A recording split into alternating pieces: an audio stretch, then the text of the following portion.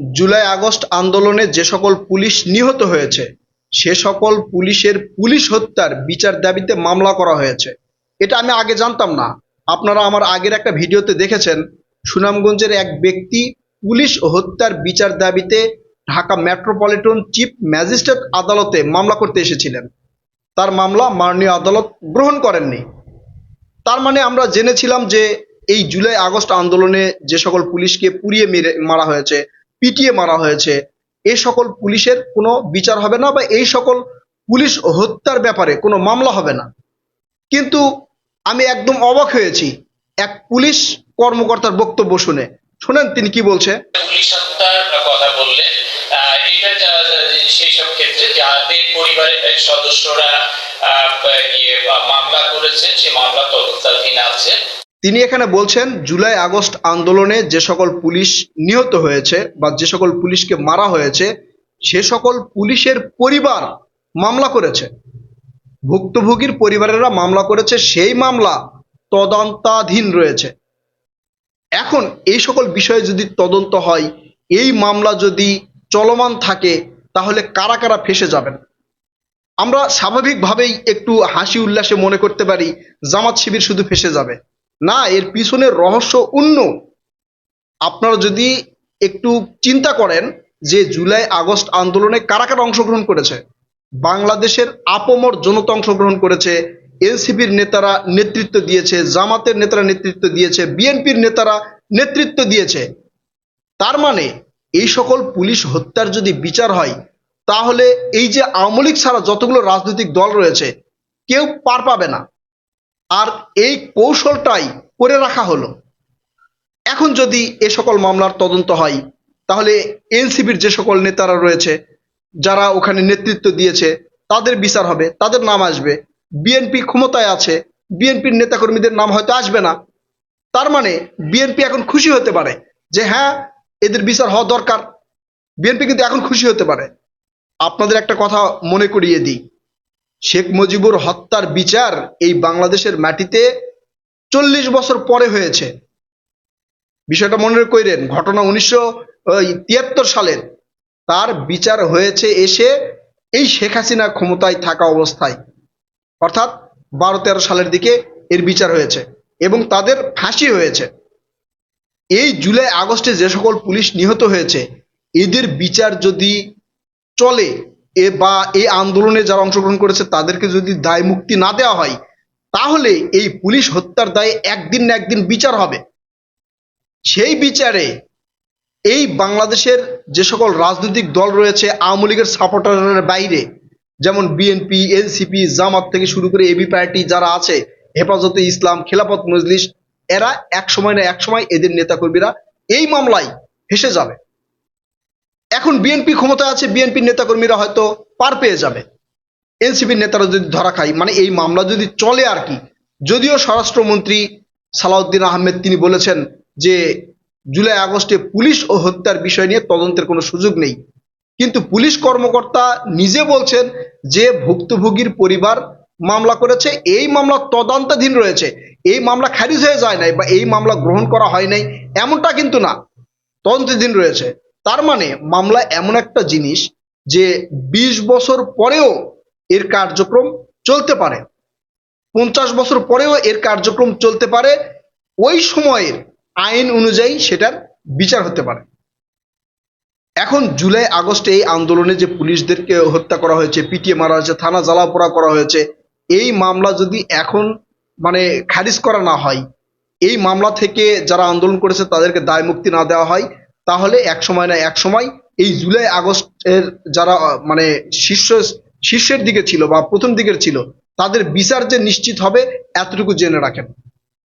এবং এইটাতে এখন এনসিপি ফেঁসে যাচ্ছে, জামাত ফেঁসে যাচ্ছে। যদি এখন মামলা বিএনপি মানে সাপোর্ট দেয় বা চালিয়ে যায়, বা বিএনপি যদি অনুমতি দেয় যে হ্যাঁ এগুলো মামলার তদন্ত হোক, তাহলে হয়তো জামাত এনসিপি ফেঁসে যাবে, হেফাজতে ইসলাম ফেঁসে যাবে, খেলাফত মজলিসের সাথে ফেঁসে যাবে।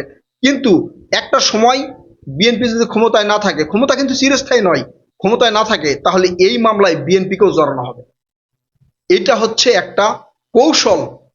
হয়তো এই সকল মামলা নিয়ে রাজনীতি করা হবে যে এখন একে ফাঁসিয়ে দেওয়া হবে, তারপর আরেকজনকে ফাঁসিয়ে দেওয়া হবে, বলা হবে যে ওই পুলিশ ওই সময় নিরস্ত্র ছিল, থানায় উপস্থিত ছিল, তারা নিরস্ত্র ছিল, তারা মানে ছাত্রদের গুলি করে নাই, এরকম একটা রিপোর্ট টিপোর্ট যদি করা হয়, হবে না হয়তো, তারপরে বলি যদি করা হয়, তাহলে একজন নিরস্ত্র পুলিশের উপর হামলা করেছে এই ছাত্র জনতা, তাহলে কে কে করেছে সিসিটিভি ফুটেজ নিয়ে এসে তাদের ধরা হোক, বিচার করা হোক।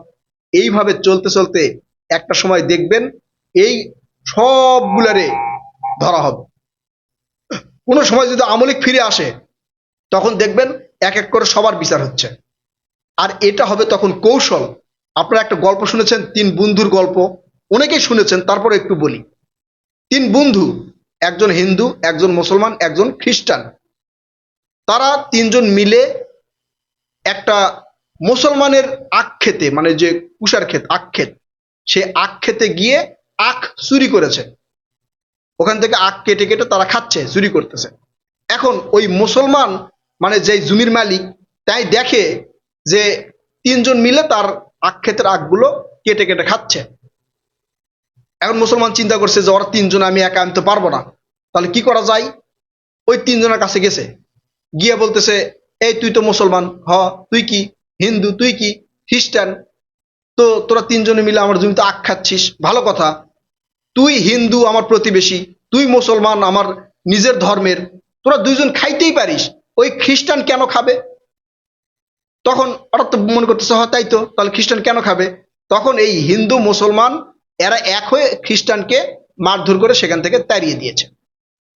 তারপরে ওই জমির মালিক আবার বলতেছে, কেন তুই মুসলমান, তুই আমার বন্ধু, আমার স্বজাতি, তুই আমার জমির আখ খেতেই পারিস, ওই হিন্দু কেন খাবে।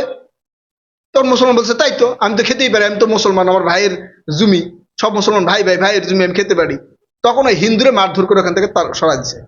দেওয়ার পরে যখন ওই মুসলমান একা হয়ে গেছে, তখন জমির মালিক বলতেছে যে এই আখ ক্ষেত হচ্ছে আমার, আর তুইও মুসলমান আমিও মুসলমান, একজন মুসলমানের জমি থেকে তুই হিন্দু খ্রিস্টানকে নিয়ে এসে এই আখ কিভাবে চুরি করে খাস। পরে তখন উড়ে ধরে দেওয়া শুরু করছে, বুঝছেন।